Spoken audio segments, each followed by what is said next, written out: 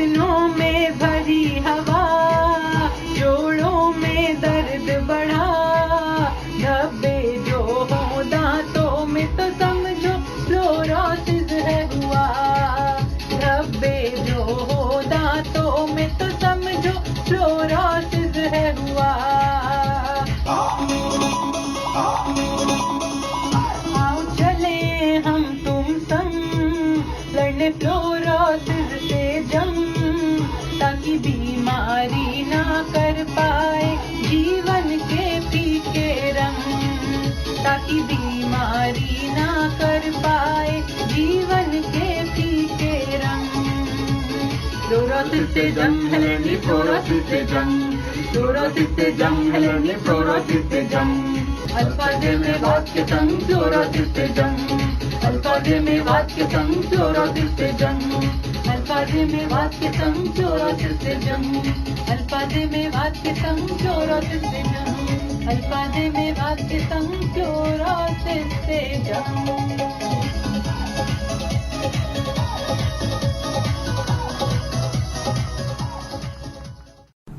अस्सलाम वालेकुम श्रोताओं, हाजिर हैं हम एक बार फिर कार्यक्रम फ्लोरोसिस से जंग। तो श्रोताओं, आज फिर ललित शर्मा जी हमारे साथ हैं और आज हम इनसे बातचीत करके जानते हैं कि आज ये क्या नया बताने वाले हैं हमारे श्रोताओं को। नमस्कार ललित। नमस्कार सोनिया जी, सभी सुनने वालों को भी मेरा नमस्कार। नमस्कार, बहुत बहुत स्वागत है रेडियो अल्फाज़े मेवात में। और रेडियो अल्फाज़े मेवात आपका बहुत बहुत धन्यवाद करता है कि आप इतनी अच्छी जानकारी जो है पूरे मेवात वासियों के साथ साझा कर रहे हैं। धन्यवाद। तो ललित जी, आज के कार्यक्रम में आप हमें ये बताइए कि अगर हमें फ्लोरोसिस है तो हमें खाने पीने में क्या क्या सावधानियां बरतनी चाहिए। देखिए, ये सावधानी तो अगर फ्लोरोसिस है या नहीं है सभी को करनी चाहिए जो कि उस इलाके में रहते हैं जहां पर कि पानी में फ्लोराइड की मात्रा अधिक है, जिसकी वजह से फ्लोरोसिस होने के चांसेस ज्यादा हैं। जी। तो फ्लोरोसिस होने के चांसेस को कम करने के लिए सबसे पहली चीज है कि हमें अपना पानी जो है वो ऐसा चुनना चाहिए जिसके अंदर फ्लोराइड की मात्रा कम है। गांव में हो सकता है कि आपके एक दो स्रोत ऐसे हो जिनमें फ्लोराइड की मात्रा ना हो या बहुत कम हो, तो ऐसे पानी के स्रोतों का चुनाव हमें करना है जिनमें फ्लोराइड की मात्रा कम है, वहां से पानी पीना चाहिए। हाँ, तो पहली बात तो हमें अपने पीने के पानी के स्रोत का चुनाव करना। जी। दूसरी चीज आती है कि अब खाने के अंदर हमें खास ध्यान रखने वाली चीज है कि खाने के ऐसे कौन सी चीजें हैं जिनके अंदर की फ्लोराइड की मात्रा अधिक है। जी। उनके खान पान से हमें थोड़ा सा परहेज रखना चाहिए। अब मैं आपको बताता हूँ, जैसे तंबाकू, गुटखा, काला नमक, सुपारी और चाय। जी। ये चीजें ऐसी हैं जिनके अंदर की फ्लोराइड की मात्रा काफी अधिक होती है, तो इनसे हमें बचना चाहिए। और अगर इनका प्रयोग करना भी हो तो एक तो ये कर सकते हैं कि रोज रोज इनका प्रयोग ना करें। जैसे कि काला नमक है, कई लोगों को दाल सब्जी में काला नमक डाल के उसका स्वाद बेहतर लगता होगा, लेकिन इस तरह से वो फ्लोरोसिस को दावत दे रहे हैं। तो हम यहाँ ये कह सकते हैं कि हमें अपने खान पान में आयोडीन युक्त नमक यूज करें। आयोडीन नमक युक्त करें और साथ ही काला नमक का जितना कम से कम प्रयोग कर सकें उतना बेहतर है। जी। दूसरी चीज ये है कि खाने पीने में ऐसी चीजों का चुनाव करना बेहतर होगा जिनमें कैल्शियम और मैग्नीशियम ज्यादा हो। जैसा कि हमने पिछले कार्यक्रम में भी बताया था कि कैल्शियम और मैग्नीशियम जो है वो दूध, गुड़, तिल चक्की, सोयाबीन, हरी सब्जियां और सहजन की पत्ती और दूसरे फल जैसे अमरूद, इनमें मौजूद होता है। तो ऐसी चीजों का अपने खान पान के अंदर समावेश जरूर करें। साथ ही विटामिन सी को अपने खाने के अंदर जरूर रखें। और विटामिन सी जो होता है वो होता है आंवला में, नींबू में, इमली में। तो इन चीजों का अपने खान पान में जरूर सम्मिलित करें। जी। तो अभी आप हम जैसे बता रहे हैं कि हमें क्या क्या खान पान में सावधानियां बरतनी चाहिए और किस तरह का उचित आहार लेना चाहिए, जैसे कि आप बता रहे हैं कि आंवला, नींबू, इमली, गुड। अभी ये और दूध दही तो हम ले ही रहे हैं, हम अपने पिछले कितने एपिसोड से हम कह रहे हैं कि खान पान में दूध दही का इस्तेमाल कीजिए। अगर मैं हरी सब्जियों की बात करूं ललित जी, तो हरी सब्जियां कौन कौन सी हरी सब्जियां हम लें? क्या सारी हरी सब्जियां खाएं और कितनी मात्रा में लें, और इनका सेवन कैसे करें हरी सब्जियों का?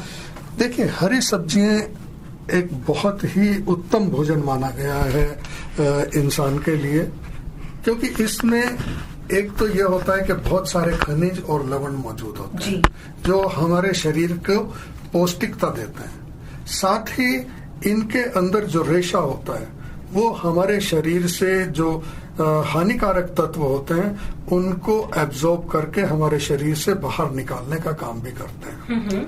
सब्जियों में अगर देखा जाए, हरी पत्ती वाली सब्जियां जैसे पालक है, चौलाई है, दूसरी चीजें हैं, उनका ज्यादा से ज्यादा इस्तेमाल करने से क्या होगा कि हमें उनसे बहुत सारे खनिज और लवण मिलेंगे जो हमें बीमारियों से बचाएंगे।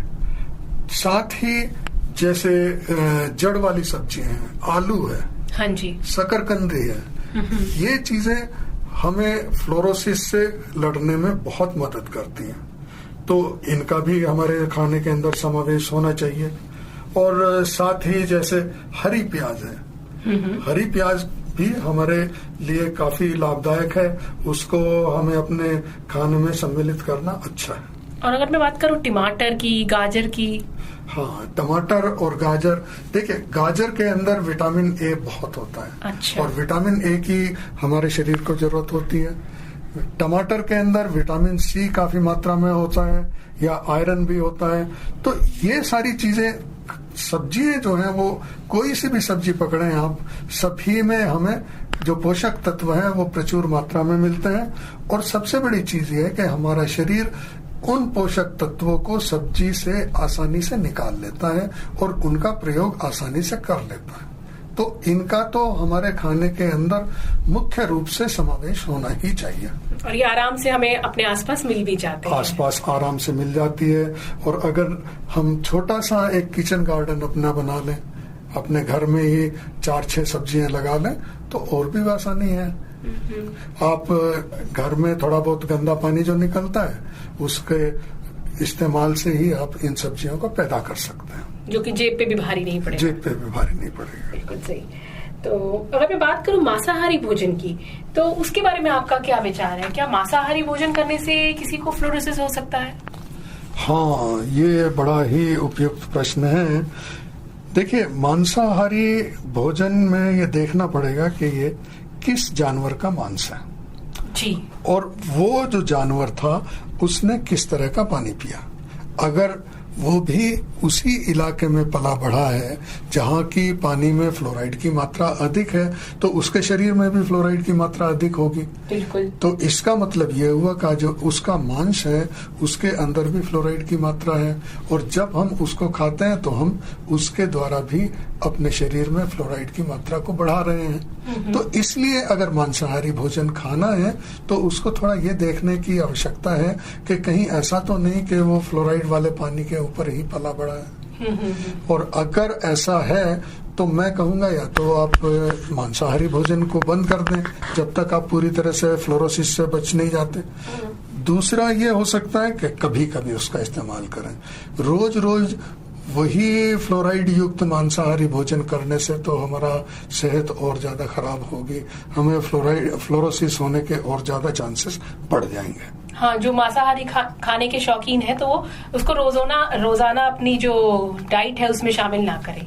हाँ, जहाँ फ्लोराइड की मात्रा पानी में अधिक है वहाँ बेहतर यही होगा कि मांसाहारी भोजन कम किया जाए, शाकाहारी भोजन जिसमें साग सब्जियां ज्यादा हैं उनका ज्यादा प्रयोग किया जाए, और साथ ही सहजन की पत्ती उसके अंदर अगर मिक्स कर लेंगे तो उससे और बेहतर आपको परिणाम मिलेंगे। ललित जी, जैसे हम कह रहे हैं कि दूध, दही, हरे पत्ते सब्जियों में कैल्शियम रहता है, मैग्नीशियम रहता है, प्रोटीन रहता है, और काफी जो खास खनिज लवण है वो भी मिल जाते हैं इन सब चीजों से। तो क्या मांसाहारी भोजन में कोई मांसाहारी जो भोजन है उसमें कोई ऐसे भोजन जो मांसाहारी है, जैसे मछली की मैं बात करूं, तो क्या उसमें ऐसे मतलब खनिज लवण है खास जो हमारे शरीर के लिए अनिवार्य है, जो हमें फ्लोरोसिस से लड़ने में मददगार साबित होंगे? देखिए, उसमें विशेष पोषक तत्व तो हैं, इसमें कोई दो राय नहीं है, लेकिन दिक्कत ये है कि अगर वो मछली फ्लोराइड वाले पानी में पली है जी, तो उसके अंदर फ्लोराइड भी है। तो वो फ्लोराइड से लड़ने में मदद करने से ज्यादा नुकसान करती है। तो कहने का भाव ये है कि ये देखना बहुत जरूरी है कि उस जानवर ने कहाँ का पानी पिया है जिसको हम मांस खाने वाले हैं। जी ठीक है, तो यही चीज हम बात करें तो यही सब चीजें फिर आपकी शाकाहारी भोजन पे, इन सब्जियों पे भी एप्लीकेबल होती हैं। अगर ये जो सब्जियां हैं, हरे पत्ते सब्जियां, इनको किस पानी से उगाया जा रहा है?